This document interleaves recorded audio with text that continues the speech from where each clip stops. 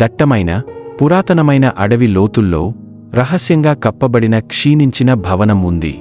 స్థానికులు దాని చీకటి గతం యొక్క కథలను గుసగుసలాడారు. సమీపంలోకి వెళ్లడానికి ధైర్యం చేసిన వారందరినీ హెచ్చరిస్తున్నారు. ఒక వెన్నెల రాత్రి ఆసక్తిగల యువకుల బృందం దర్యాప్తు చేయాలని నిర్ణయించుకుంది. హెచ్చరికలను పట్టించుకోకుండా, లోపల దాగ ఉన్న పాపపు ఉనికి గురించి తెలియకుండా వారు భవనంలోకి ప్రవేశించారు. వారు శిథిలావస్థలో ఉన్న హాళ్లను అన్వేషిస్తున్నప్పుడు ఖాళీ కారిడార్ల గుండా వింత శబ్దాలు ప్రతిధ్వనించాయి మరియు గోడలపై వింత నీడలు నాట్యం చేశాయి. ప్రతి అడుగుతో గాలి చల్లగా పెరిగింది మరియు భయం యొక్క అణచివేత భావన వారిని ఆవరించింది. అకస్మాత్తుగా వారు భయంతో స్తంభింపజేస్తూ భవనం యొక్క లోతులలో నుండి రక్తపు గడ్డకట్టే అరుపు విన్నారు.